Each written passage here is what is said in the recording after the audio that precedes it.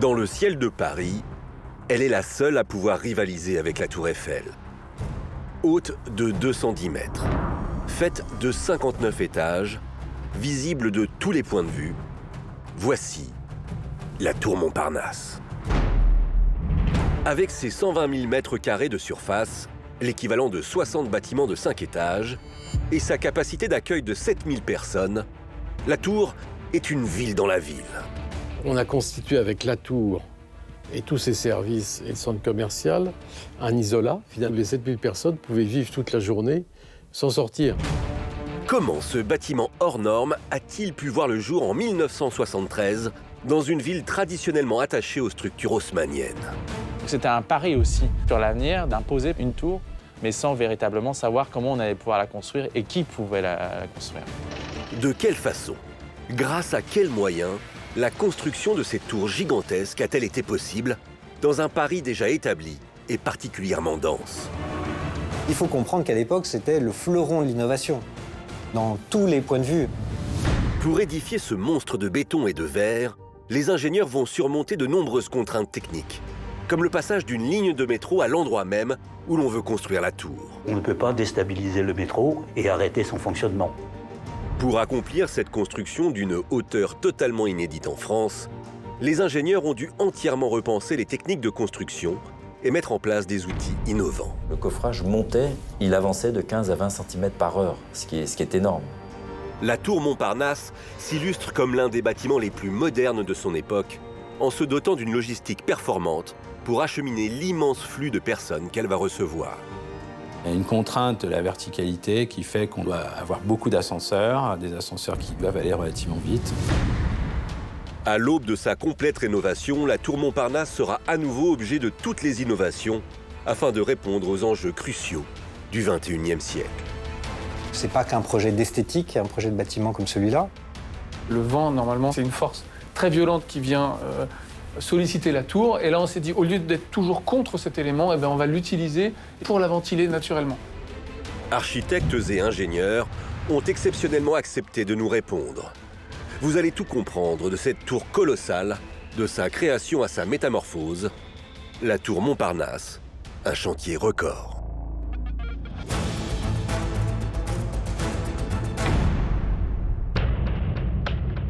En plein cœur de Paris se trouve un quartier exceptionnel par son architecture et la complexité de ses installations. Montparnasse.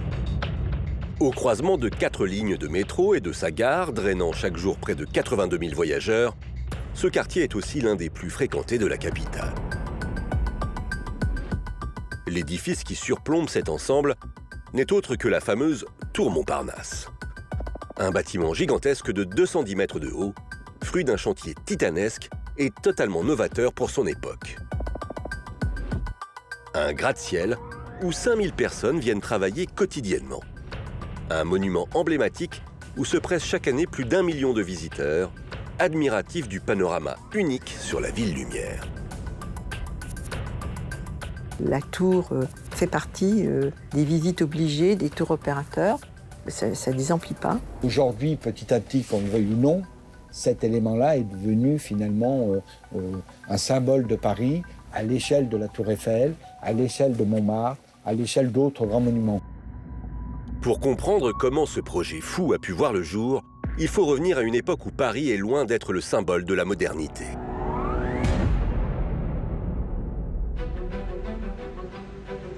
« 1956. Paris semble figé dans le passé. 10 ans après la fin de la Seconde Guerre mondiale, son visage n'a pas changé, contrairement à New York ou Londres, qui ont déjà répondu aux nouveaux enjeux économiques de l'époque et construit de grands centres d'affaires faits de buildings spacieux et modernes. Pour la première fois de son histoire, la ville lumière semble ne pas pouvoir rivaliser avec ses voisines européennes et mondiales dans la course à la construction et l'innovation. Il y avait la volonté de remettre Paris comme une des capitales du monde, vis-à-vis de New York ou même de l'Italie ou de Londres. Paris, à côté, est une ville ancienne, un peu noire, un peu sale. Voilà, ça n'est pas une ville très attractive.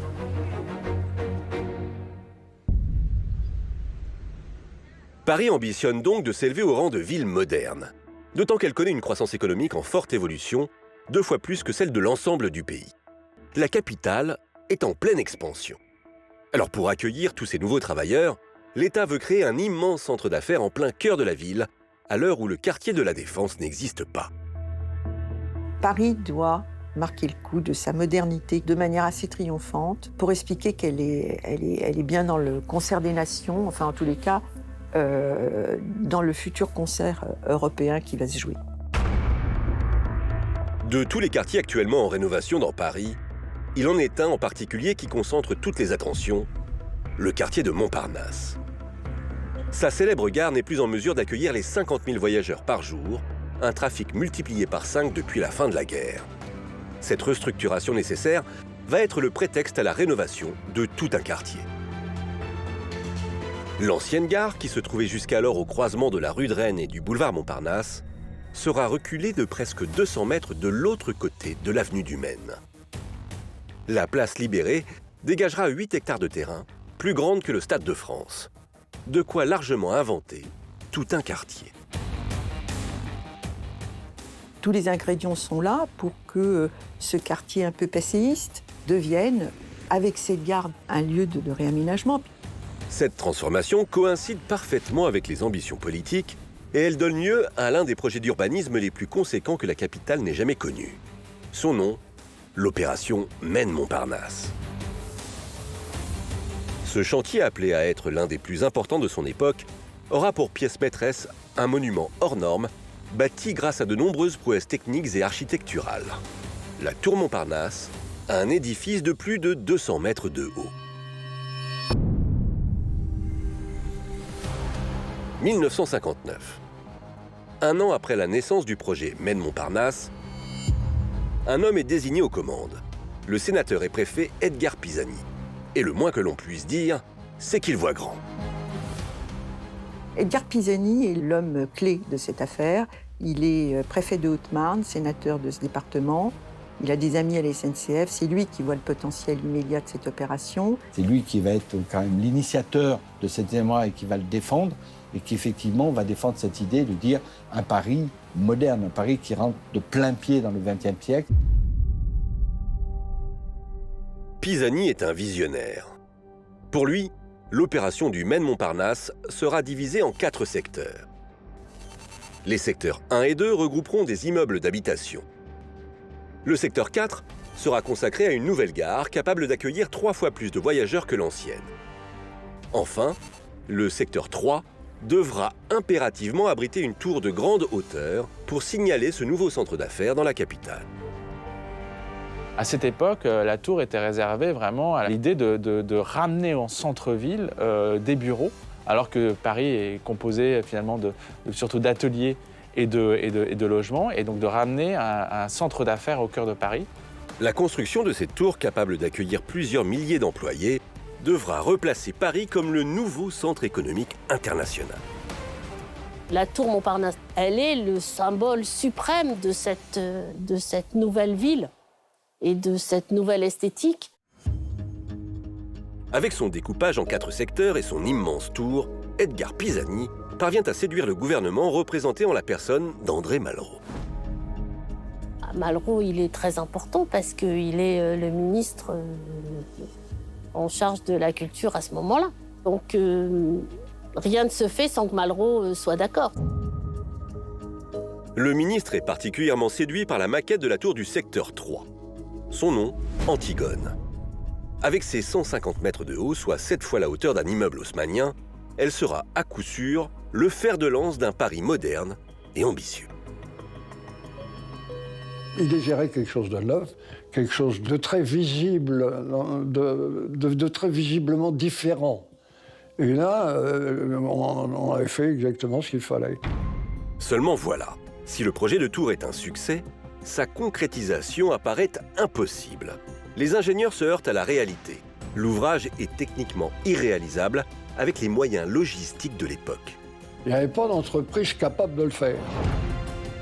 Le projet de tour est pour le moment au point mort.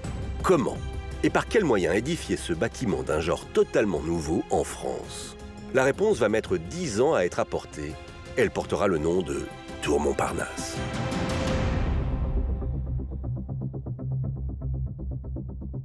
1969.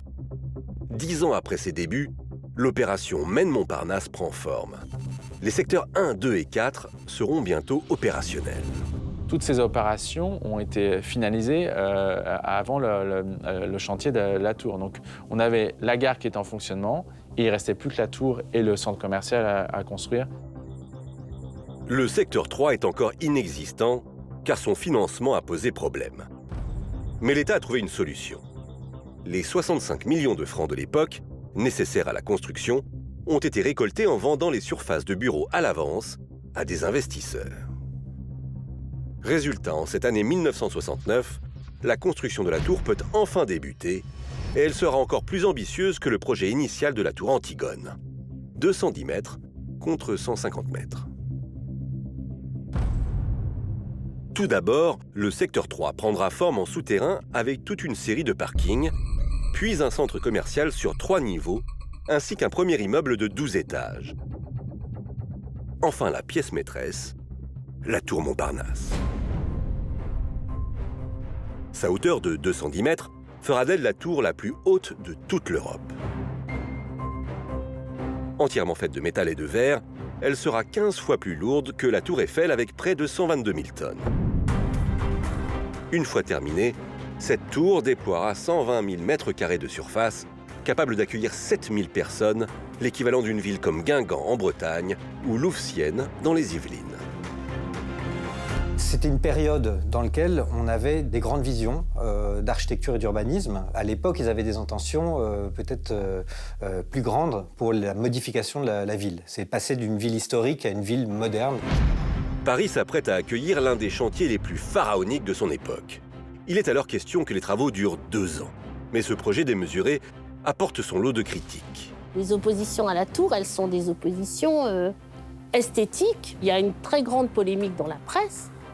Les gens sont pour la tour, sont contre la tour, en disant ça défigure Paris, ça n'est pas possible, on ne peut pas faire ça. Elle est en co-visibilité avec les Invalides. Regardez, on va la voir derrière les Invalides, ça n'est pas possible. On va la voir depuis le Champ de Mars, ça n'est pas possible.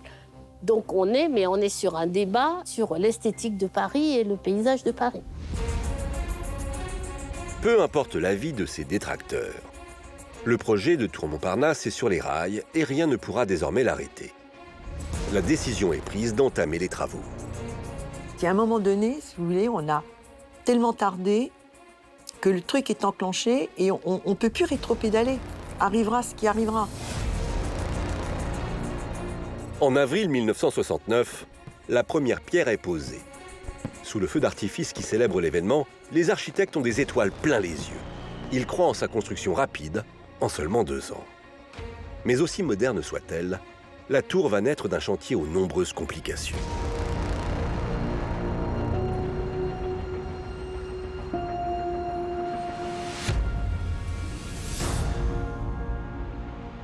Paris, septembre 1969.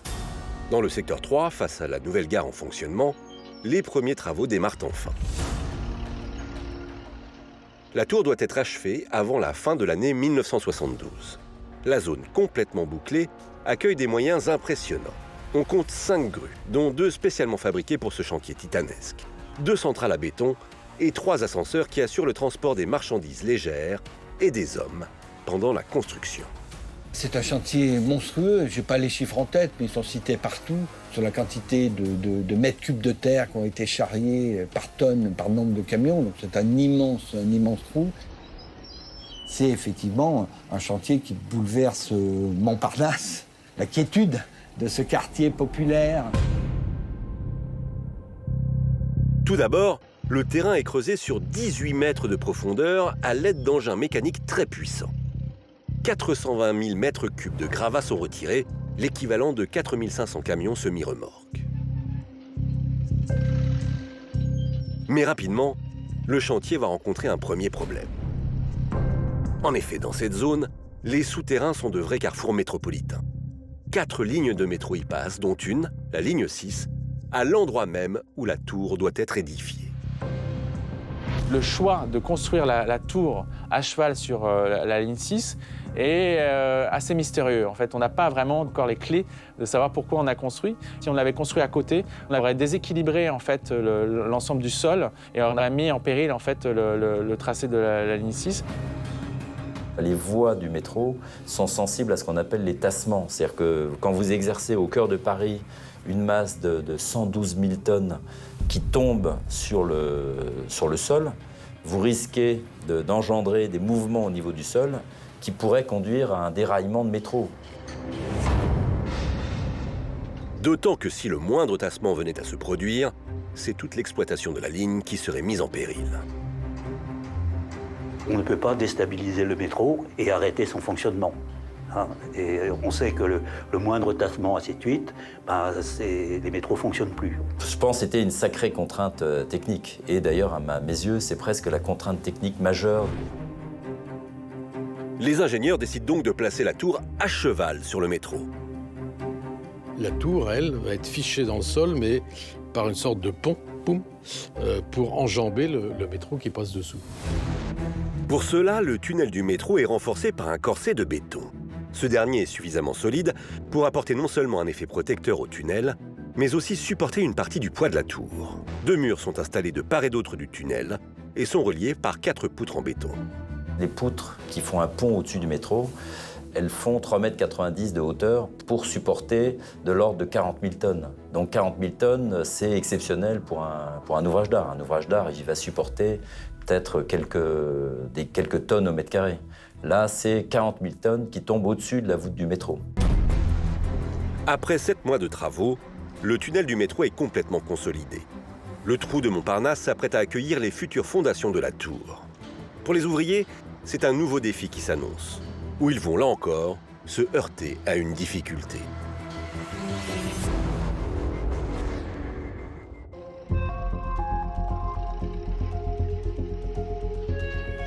Nous sommes en mai 70. Sur le chantier de Montparnasse, une étape capitale débute, la construction des fondations qui supporteront entièrement le poids de la tour. Les fondations de la tour, c'est comme tout édifice, il faut pouvoir garantir dans le temps la stabilité de l'ensemble. Je prends toujours cette image. Une tour, c'est comme un plongeoir, mais ce plongeoir, il est tenu. La tour, c'est un plongeoir vertical. Et cette tour, elle doit aussi avoir une certaine souplesse. Et pour obtenir cette souplesse, il faut qu'elle soit ancrée dans le sol. Mais à Montparnasse, les sous-sols sont de nature particulière. En effet, la zone a longtemps été exploitée par des carrières. Sur un certain nombre de sites, y compris le site de Montparnasse, il y a ces grandes carrières, donc c'est vraiment des poches de vide dans la terre.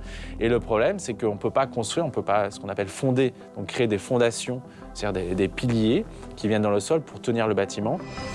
Cette contrainte impose aux ingénieurs de creuser très profondément, à 60 mètres, pour que la tour repose sur un sol plus solide. On ne peut pas s'appuyer sur des terrains trop fragiles, sur les sables et graviers par exemple, qui n'ont pas la résistance. Donc on est redescendu dans la craie. New York, à l'opposé, est une ville qui accueille des centaines et des centaines de gratte-ciel, mais c'est pas un hasard, parce que New York, c'est un bloc de granit. Donc c'est un rocher géant en pierre qui est très solide, sur lequel on peut fonder, mais à quelques mètres, les tours de façon très facile. Il n'y a pas d'autre choix que de forer. Pour supporter le colosse de 122 000 tonnes, les ingénieurs multiplient les points de forage de part et d'autre du tunnel du métro. 56 puits sont creusés dans le sol de Montparnasse. Ils accueilleront les futurs piliers de fondation, appelés des barrettes. Une barrette, c'est comme un pieu, mais c'est pas circulaire, c'est un peu allongé. Les plus grandes faisaient 5 mètres par 1,80 m. Donc déjà, ça, c'était un travail considérable. Les 56 barrettes de fondation de la tour sont entièrement constituées de béton. Les quantités déversées sont phénoménales. 12 000 mètres cubes, de quoi remplir 2400 camions bétonneuses. Il y a entre un quart et un tiers du volume de béton total de la tour qui est coulé dans le sol. Lorsque les fondations sont entièrement terminées, une dalle de béton est coulée par-dessus afin de fixer l'ensemble. On appuie la tour, on pourrait dire, un peu comme sur des aiguilles à tricoter, sauf que l'aiguille à tricoter, elle fait 5 mètres par 1,80 m au lieu de faire quelques millimètres de diamètre. Et en tête, pour éviter que tout ça gigote, c'est relié par une épaisseur de béton et qu'on appelle le radier, de manière à ce que tout reste monolithique. Maintenant que les fondations sont terminées, les hommes du chantier sont prêts pour construire l'immense tour Montparnasse. Et pour cela, ils vont se servir d'une technique innovante qui n'avait jusqu'alors jamais été utilisée pour une construction de cette taille.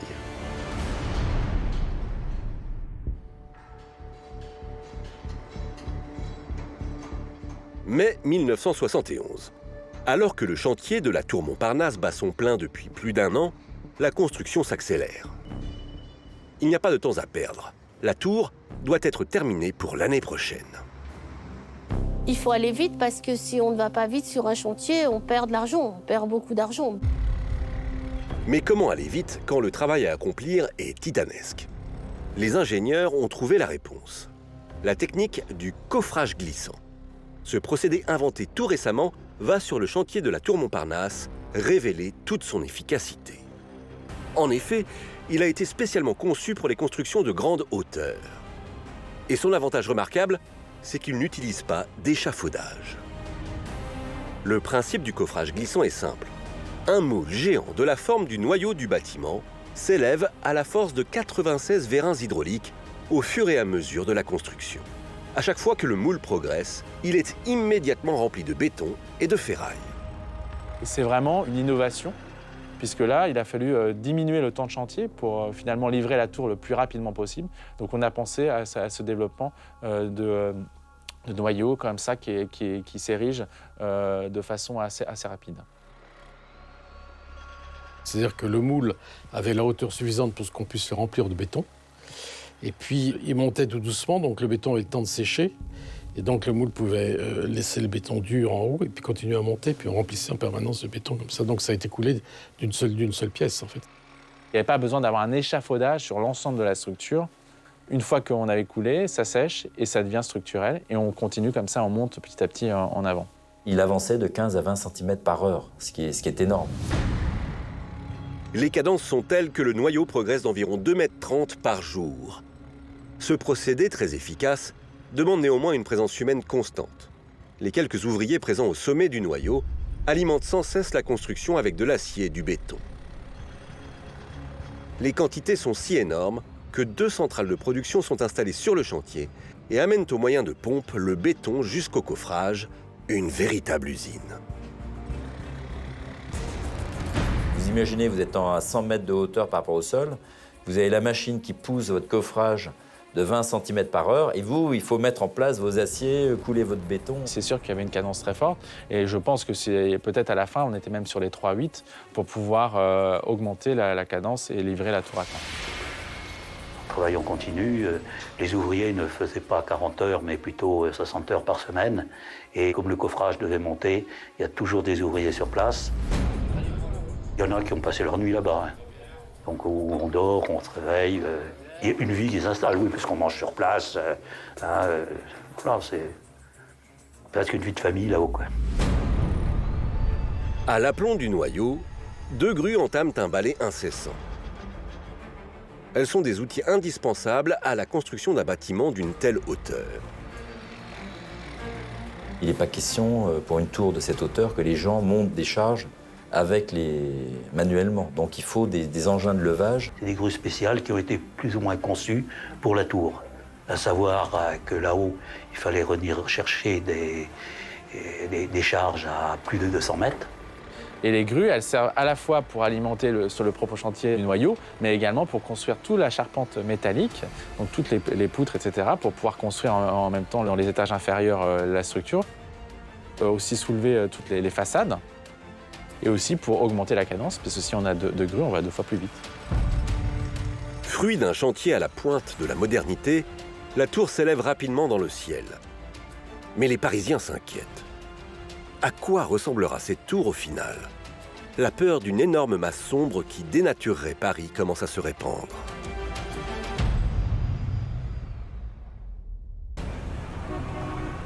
Janvier 1972. 2 ans et demi après le début du chantier. Alors que la tour Montparnasse fait irruption dans le paysage parisien, ce qu'il se dit dans les rues de la capitale n'a rien d'élogieux. C'est pas pas tellement heureux, mais enfin j'espère qu'elle ne restera pas dans cet état-là. C'est quand même plus l'architecture de temps en temps chez nous en France. Hein. On a peur de la hauteur de cette tour, finalement, parce que c'est tout nouveau dans Paris. Les gens la voient, finalement, voient le chantier de loin, etc. Donc une vraie polémique se met en place, parce qu'effectivement, on la trouve imposante, on la trouve laide, on la trouve pas à l'échelle de ce qu'est Paris ou de l'image, ce qu'on se fait de Paris. Elle surprend par rapport finalement aux alentours et avec des bâtiments qui sont très très bas, et donc elle s'oppose vraiment à Paris.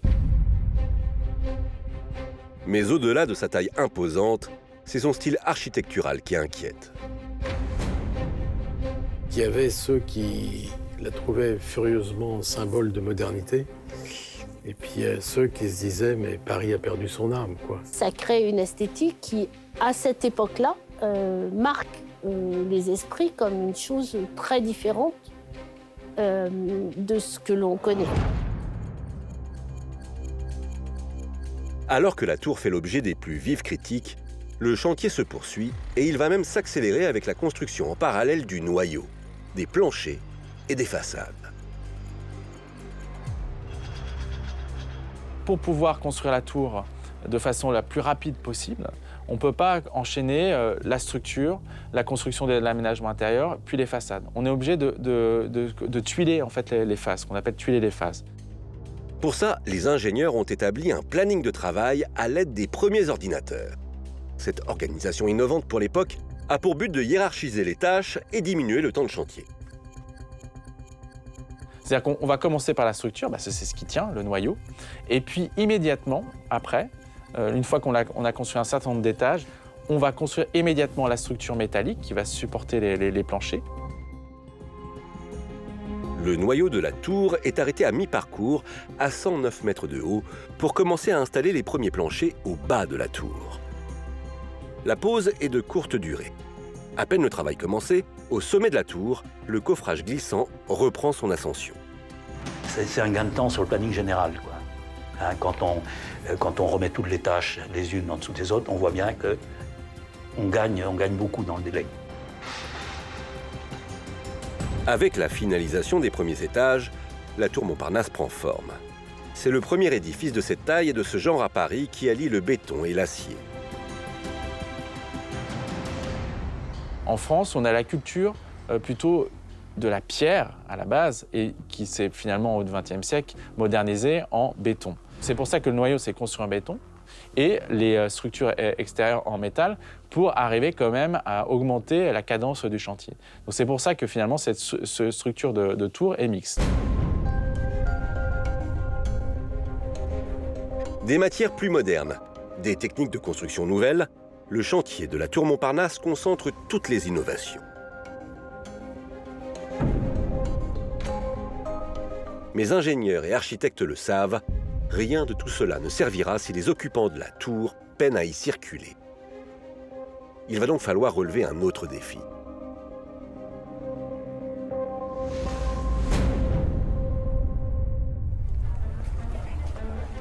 Janvier 1973. La tour est en construction depuis 3 ans et demi. C'est une question majeure à laquelle il faut maintenant répondre. Comment faire circuler quotidiennement 7000 personnes dans un espace fermé et vertical? Les contraintes d'une tour, c'est de faire rentrer 2000, 3000 personnes par 2 portes, ou 3 portes, ou 10 portes, 5 ascenseurs, 10 ascenseurs, pour qu'ils rentrent chacun dans leur petit bureau le matin à 8h30 et le soir qu'ils sortent tous à 17h. Pour y parvenir, les architectes ont la solution, le noyau. Cette partie de la tour est suffisamment solide pour supporter tous les espaces de circulation. On parle de noyau parce qu'on est au cœur, comme un noyau d'un fruit, on est au cœur de la tour. C'est l'endroit où c'est le plus sombre. C'est l'endroit où on ne peut pas vraiment mettre de bureau, on ne peut pas mettre de programme. Donc c'est à cet endroit-là qu'on va mettre tout ce qu'on appelle finalement les flux. Toutes les circulations verticales, que ce soit les circulations de personnes, les circulations de fluides, d'air, tout ce que vous voulez, c'est au cœur du noyau. C'est donc là, au cœur de la tour Montparnasse, que sera installé le réseau d'ascenseurs. Une tour ne fonctionne pas sans ascenseur. Sans l'invention de l'ascenseur, il n'y aurait pas de tour. Donc l'ascenseur devient presque la rue, en fait, de la tour. Il y a une contrainte de la verticalité qui fait qu'on doit avoir beaucoup d'ascenseurs, des ascenseurs qui ne desservent pas forcément tous les niveaux et qui doivent aller relativement vite. Mais drainer une ville entière à la verticale demande des moyens exceptionnels. La montée aux étages se fera donc au moyen de 25 ascenseurs. Ils seront gérés informatiquement et divisés en 4 parties pour desservir au plus vite les étages demandés. Mais ce n'est pas tout.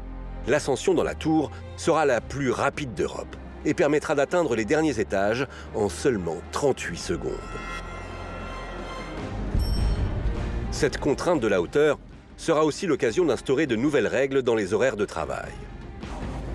Pour équilibrer les allées et venues dans la tour, les horaires seront aménagés. Des arrivées étalées entre 8 et 10 heures le matin et des départs entre 4 et 6 heures du soir. Cette tour, elle a aussi eu des retombées sociales, enfin, sur le travail. La tour a instauré la flexibilité dans la sortie des heures de bureau. C'est ça qui est assez fou, d'ailleurs. Mais ce n'est pas tout. Pensé comme un immeuble moderne, les architectes ont facilité l'accès à la tour par n'importe quel moyen. L'utilisation de la voiture explose. Il sera donc possible de se garer au sein d'un parking de 40 000 m². Plusieurs lignes de métro passent juste dessous. La tour sera donc raccordée au réseau par un passage souterrain. L'idée, c'est qu'on utilise les transports en commun ou la voiture. Donc on arrive soit depuis le parking, soit depuis le métro, et on rentre directement dans le bâtiment. Et la tour a été pensée comme ça. Il y a un accès direct depuis le métro, il y a un accès direct depuis le parking, et il y a un autre lobby en sous-sol qui permet de connecter aux moyens de transport. Mais si la circulation des personnes est primordiale, il est un critère sur lequel les concepteurs vont devoir se montrer particulièrement ingénieux et conditionnera la vie même des occupants: la sécurité.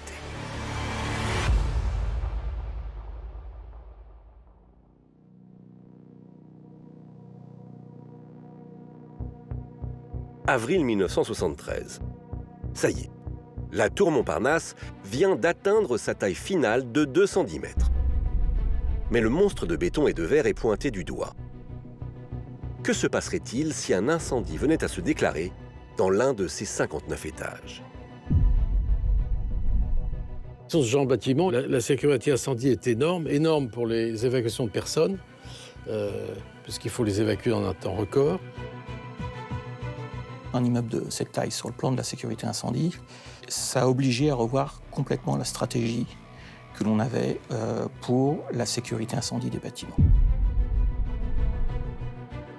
En effet, si de nombreuses règles existent à l'époque, aucune n'est adaptée à un tel bâtiment.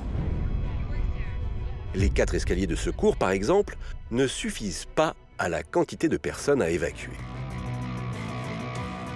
S'il fallait mettre autant d'escaliers dans la tour Montparnasse qu'on en met dans un bâtiment traditionnel, il faudrait à peu près une cage d'escalier par étage. Ça veut dire qu'au niveau du rez-de-chaussée, il arriverait à peu près 50-55 cages d'escalier. Ce serait plus une tour, ce serait une pyramide. L'idée des ingénieurs est alors très simple. Il faut pouvoir être en mesure d'évacuer l'étage concerné et non pas l'ensemble du bâtiment. On invente avec la tour Montparnasse une nouvelle réglementation qu'on appelle les immeubles de grande hauteur, IGH, qui ont des exigences particulières en matière de sécurité. La plupart des immeubles de grande hauteur sont conçus sur le principe de ce qu'on appelle un compartiment, c'est-à-dire cette boîte qui est sur la hauteur d'un seul étage. L'objectif, c'est de ne pas évacuer les autres niveaux du bâtiment, parce que sinon, ça engorgerait les escaliers. Ça, c'est l'idée de base du règlement. Ce concept de boîte isole l'étage sinistré et le rend autonome. Cela permet de ne pas arrêter le fonctionnement du reste de la tour.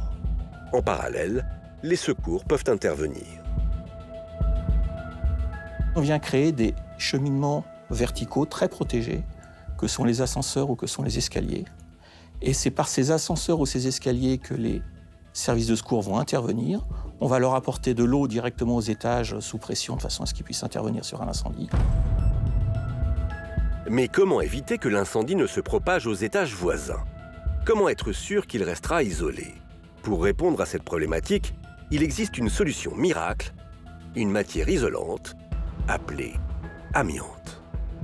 L'amiante, c'est un matériau qu'on pense être formidable parce qu'on sait qu'un des problèmes des tours, c'est l'incendie. Facile à installer, les ouvriers du chantier vont l'utiliser pour recouvrir toutes les parties métalliques de la tour. On les recouvre d'éléments en amiante de façon à les protéger d'un incendie. C'est des constructions très traditionnelles des années 70-80. Il fallait ce qu'on appelle floquer, c'est-à-dire mettre un flocage sur la structure métallique pour pouvoir la protéger du feu et éviter en cas d'incendie que la tour s'écroule. En recouvrant la structure métallique de la tour de cette nouvelle matière isolante, les concepteurs s'assurent de la bonne sécurité du bâtiment en cas d'incendie. Mais ce qu'ils ne savent pas, c'est qu'elle pourrait un jour se révéler particulièrement dangereuse et menacer l'existence même de la tour.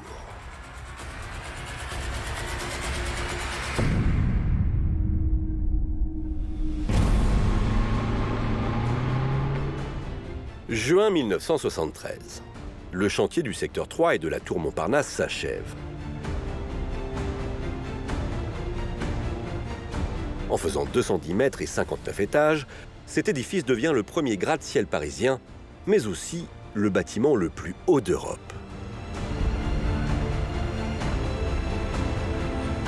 C'est vrai que l'ouvrage, il est absolument gigantesque. C'est resté longtemps un record européen. Donc c'était pour l'époque un record de hauteur, et ça l'est resté pendant longtemps. Et il était, du point de vue méthode de construction, très innovant et très ambitieux.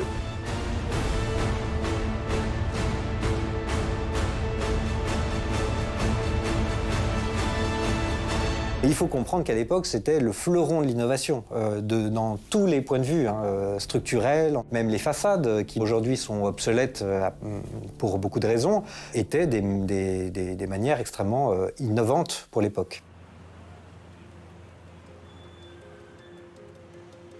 Grâce à sa hauteur, son emplacement unique au centre de Paris et son confort moderne, la tour Montparnasse devient une adresse de prestige. Elle bénéficie aussi d'un prix moyen au mètre carré très attractif, 7 000 francs, soit 1 067 € le mètre carré. De quoi remplir le carnet de commandes très rapidement. C'était vraiment un prestige de pouvoir être dans la tour Montparnasse et d'avoir une vue sur l'ensemble de Paris. Les gens qui y travaillent ont aussi conscience qu'ils sont dans un endroit rare qui est unique à Paris. Vous imaginez ceux qui travaillent au dernier étage, c'est assez hallucinant. Il y avait une excitation, ils étaient contents, ils ont pu rentrer dedans, travailler dedans, et je pense qu'ils ont vu la qualité que pouvaient avoir les espaces de travail dans une tour.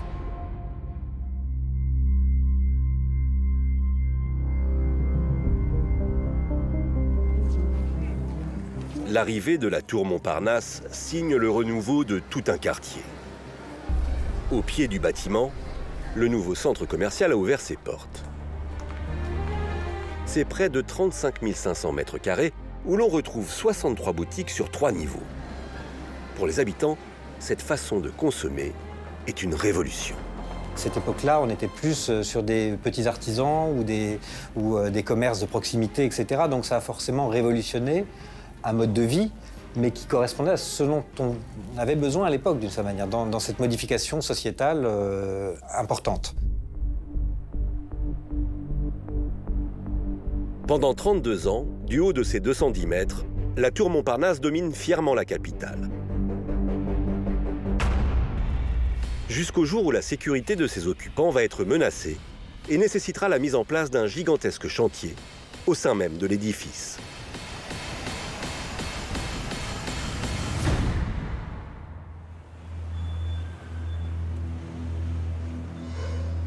Nous sommes en 2005. La tour Montparnasse est une nouvelle fois pointée du doigt. Cette fois, ce n'est pas son esthétique qui pose problème, mais l'isolant anti-feu utilisé lors de sa construction, l'amiante. Cette matière se révèle extrêmement dangereuse pour la santé et l'édifice en contient des quantités supérieures aux normes de sécurité imposées.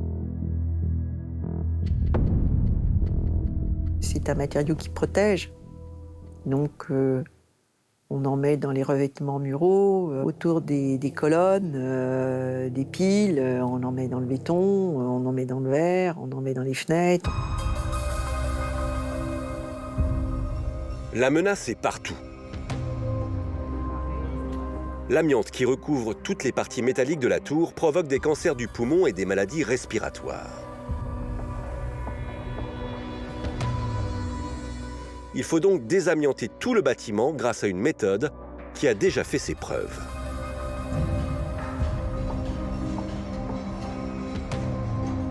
Les travaux de désamiantage du bâtiment débutent en mars 2006.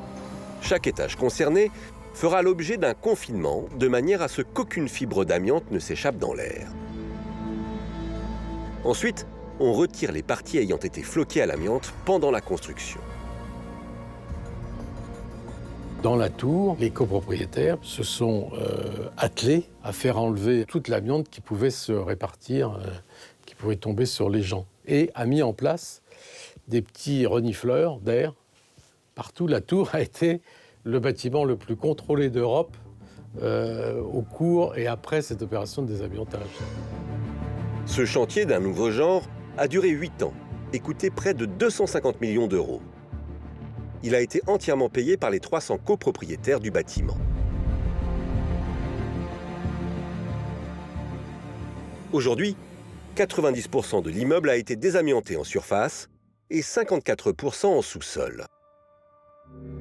À ce jour, la tour est déclarée sans risque par des rapports d'experts, mais elle reste néanmoins contrôlée tous les trimestres.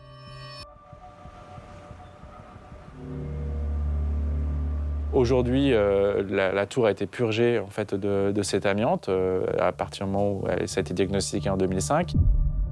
Cette purge a protégé la tour d'une possible démolition. Mais au-delà des problèmes de sécurité, l'édifice est victime de l'usure du temps. Il devra donc bientôt faire peau neuve.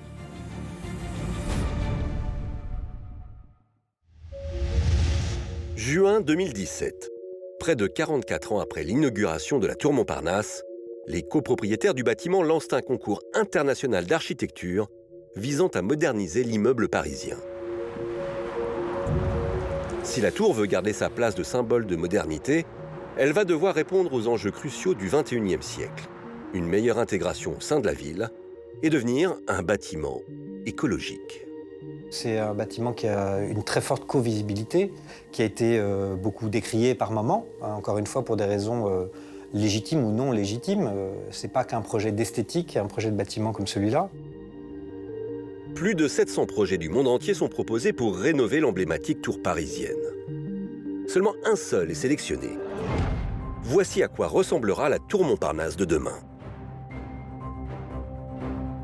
Ce qui est intéressant dans le projet qui a été choisi, c'est que, en fait, il ne s'est pas posé la question au départ de changer la forme.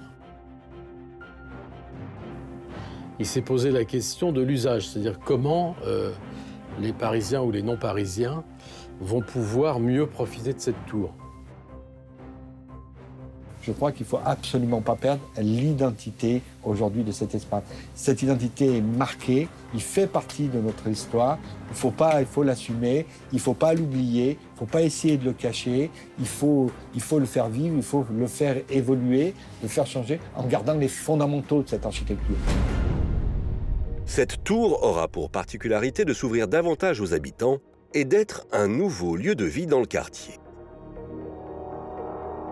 Pour cela, les architectes ont imaginé un jardin suspendu au 14e étage, un hôtel et une serre au sommet qui viendra élever encore un peu plus la tour de 28 mètres. Une fois terminé, l'édifice pourra accueillir 2 fois plus de visiteurs, l'équivalent de 14 000 personnes. Mais une question demeure. Comment garantir la sécurité d'une tour qui peut accueillir encore plus d'usagers ? La tour Montparnasse part avec un avantage. Ses concepteurs l'ont imaginé avec un nombre d'escaliers bien supérieur aux normes de l'époque. Cette tour a une chance dans sa conception. La même tour, aujourd'hui, on ne l'aurait conçue qu'avec 2 escaliers. La tour Montparnasse a été conçue avec 4 escaliers principaux. ce qui lui offre une possibilité, en respectant la réglementation actuelle, d'accueillir un effectif de public un peu important à certains niveaux, notamment dans les derniers étages. Le chantier, qui doit se finir pour 2024, s'annonce une nouvelle fois titanesque. Les architectes ont prévu de rénover l'édifice tout en gardant le noyau de la tour actuelle. C'est une réhabilitation lourde mais respectueuse. Quand on parle du squelette du bâtiment, on a souhaité en préserver la très très grande majorité. Démolir pour reconstruire aujourd'hui serait une aberration environnementale. La tour va devoir répondre à de nouvelles normes. Et les architectes ont décidé de faire de l'une des faiblesses de l'édifice une force. Les nouvelles façades auront pour particularité de récupérer la force du vent afin de l'utiliser comme une aération naturelle dans le bâtiment. Une tour, surtout quand elle est toute seule comme ça, est soumise à des mouvements d'air importants. Au bas de la tour Montparnasse, il y a souvent des turbulences. C'est ce qu'on appelle l'effet Venturi. C'est en fait l'accélération du vent le long d'une façade. On s'est dit, au lieu d'être toujours contre cet élément, eh bien, on va l'utiliser et on va utiliser cette force quasi permanente sur la façade pour la ventiler naturellement. Donc ça, c'est quelque chose aussi d'assez novateur, pour dire que la tour, au lieu d'être toujours une sorte de grande boîte de conserve où on ne peut jamais ouvrir les fenêtres, ben, c'est quelque chose qui va respirer. Au lieu de travailler une façade comme un thermos, trop bien isolé, on a au contraire voulu qu'elle ait cette porosité qui va permettre d'irriguer à l'intérieur des plateaux en renouvellement d'air. Ces nouvelles façades révolutionnaires permettront à la tour de baisser sa consommation énergétique de 40%.